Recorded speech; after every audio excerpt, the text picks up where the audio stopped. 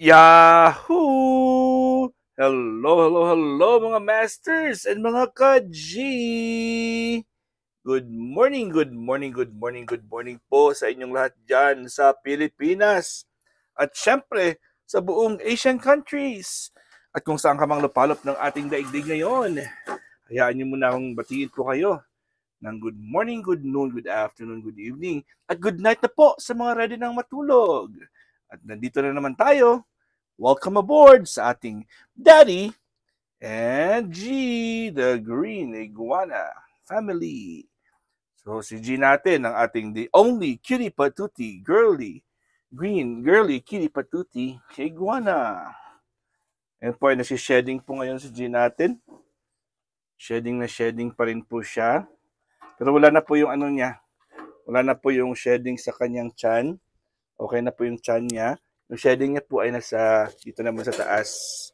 Sa kanyang dito po. Dito po yung shedding niya ngayon. So, ibabalik natin si G. Kasi gusto niyang bumalik. Hindi naman natin niya mapipigilan kasi gusto niya talagang manahimik sa isang sulok. Yan. So maglalagay po tayo ng kanyang pagkain. At ayan. Nilagay ko na po dito yung kanyang pagkain para hindi na ako mahirapan pa. So meron pa siyang natira which is dry. Dry pa naman siya so pwede pa ito. Dadagdagan lang po natin. Diba? Dadagdagan lang po natin ang kanyang half and half ay nandito pa. Marami pa. At meron pa siyang ang kanyang dandelions. Andyan pa rin po. So, syempre, ayun po, ilalagay natin ito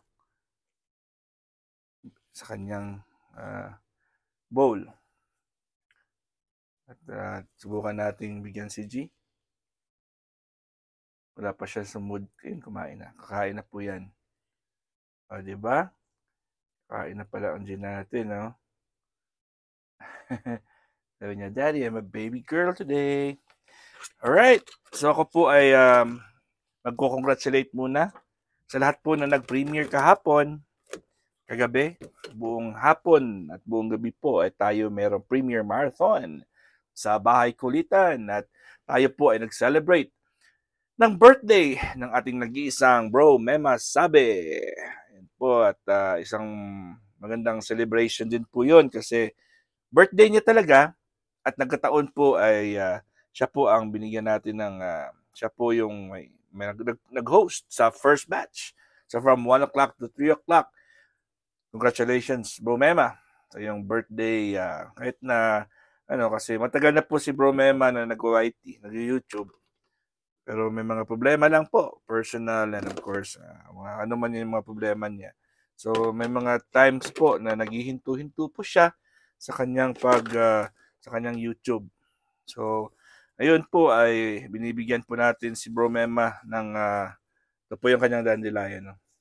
Binibigyan po natin si Bro Mema ng pagkakataon na babawiin niya po yung mga nawalang time sa kanya noon nung nag-standby po at hindi po siya naging active sa YouTube. Yun po at congratulations at isa ka pa rin sa kalam, bro.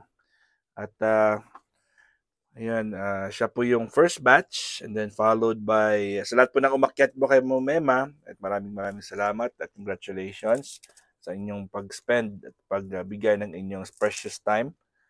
And then syempre, ang second batch natin po ay si Inday Ana Vlog. Si Inday Ana naman natin, syempre ay buti na lang po at syempre mababait at magagaling po yung ating admin at ating team. So, tulong-tulong lang po tayo kahit po ay si Inday ay may trabaho and po ay sinalo po tayo, sinalo po at nagtulong-tulong lang po kasi yun naman yung naka-importante. Basta marunong ka makisama at marunong ka magmahal at magbigay, yun ay bibigyan ka rin ng iyong mga kasama, di ba mga masters, mga ka-G, di ba?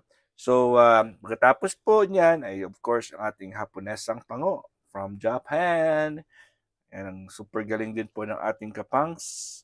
Sa lahat ng mga umakyat at tumulong din, maraming salamat at lahat po na nag-premiere sa kanyang slot. Don't go down. Don't go down.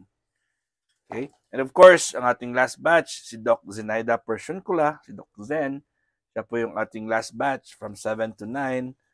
At siya po ay nag-extend, naging 7 to 10, which is okay naman kasi may privilege at may right po ang ating first host at ang ating last host na mag-extend. So, ang ating 1 o'clock, pwede mag-start yun ng 12 or 11, basta anytime. Pero yung ating premiere ng mga entries ay mag-uumpisa po yan ng alauna, ng 1:15. Ito po yung kanyang G, pangalan. So, lagay muna natin dyan. Balik natin.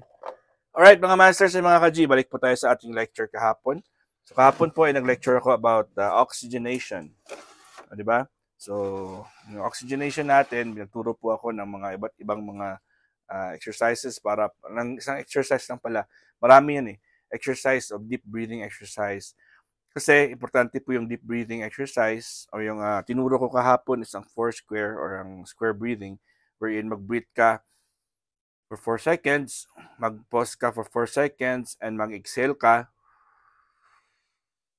4 seconds, at mag-pause ka for 4 seconds, and then mag-inhale again for 4 seconds. And then cycle repeats. So pag nag-i-inhale tayo mga masters, dapat yung ating diaphragm ay umaangat. Parang pinapasukan po siya ng hangin.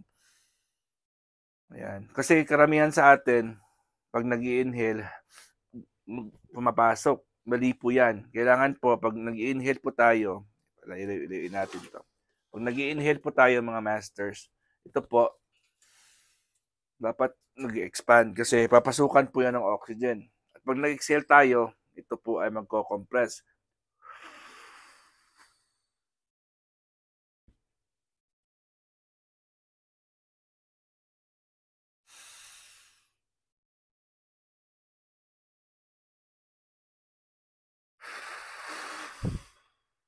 O, di ba? So, kailangan may 4 seconds counting. Try nyo lang po yan. Kasi na ma-regulate nyo. The more na ma-regulate mo po yung inyong breathing, the more po na makakapasok po yan sa atin yung oxygen sa ating mga organs, sa ating mga cells. Alright. So, quit smoking din po sa mga naninigarilyo dyan. At kung ano man yung mga chemicals na ginagamit nyo, kailangan magtakip talaga ng mask sa mga pintor dyan, sa mga embalsamador, or ano yung mga sa telahan at ibams, yun. Kasi yung mga tela, hindi talaga natin may mga chemicals po yun yung mga tela. So, kailangan talaga may mask kasi para hindi mo ma-inhale yung mga chemicals na present po sa environment. Ano pa po, yung mga sa palayan, na nagsispray po dyan, di ba? Hindi mo yan ma-avoid na ma-inhale mo yung spray. At saka syempre sa mga nagtatrabaho sa talyer, yung mga usok po ng mga kotse, yung mga emission po, sa emission centers, at sa mga lugar po na dinadaanan talaga ng mga sasakyan, ayun po at hindi natin iwasan na makakalanghap tayo ng pollution. At sa mga malalapit po sa basurahan, sa mga malalaking tapunan or mga disposal, sa mga tawag dyan, na yung lugar na kung saan tinatapunan ng mga basura. At syempre, at ano pa ba, yung mga lugar na marurumi, o kailangan panatilihin nating malinis ang ating kapaligiran. Dahil pong oxygen, ang hangin na ating ini-inhale ay importante po yan. Isa sa mga pinakaunang importante po yan. Okay, 2 to 4 minutes po. 2 to 4 minutes na hindi tayo makapag-breathe.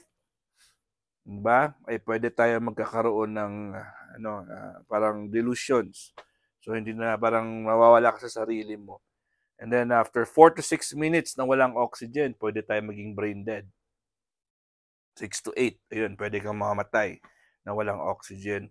Kaya kailangan natin talaga ang breathing. At saka, ito po mga masters and mga ka-G, pag kumakain po tayo, kailangan punguyain ng mabuti ang pagkain. Huwag magmadali. Kasi pag nagmadali, may malaking possibility na yung pagkain po ay, kasi dalawa yun yung sa lalamunan natin.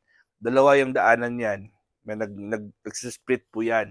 Yung unang daanan niya ay sa ating tiyan, ang ikalawa ay sa lungs.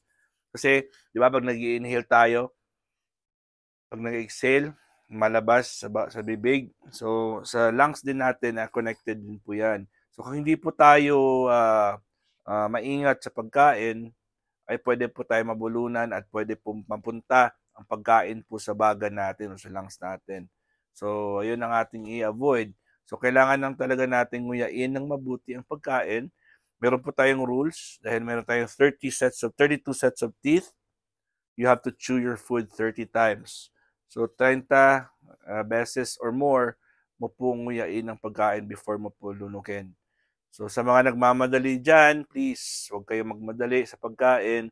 Enjoy your meal, take your time to eat, and of course, lasapin talaga ang inyong pagkain. It takes at least 30 minutes to 45 minutes to stay on the table to eat.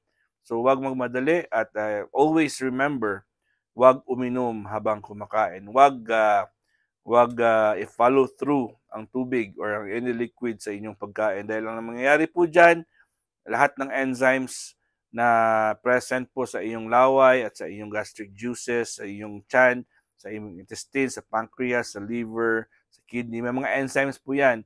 Pag umiinom ka po ng liquids, ay na-dilute po yan.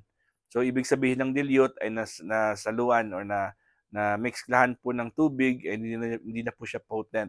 Kasi mga enzymes na yan po, ay they're made para po ay tunawin kung ano man yung chemical na present sa iyong pagkain.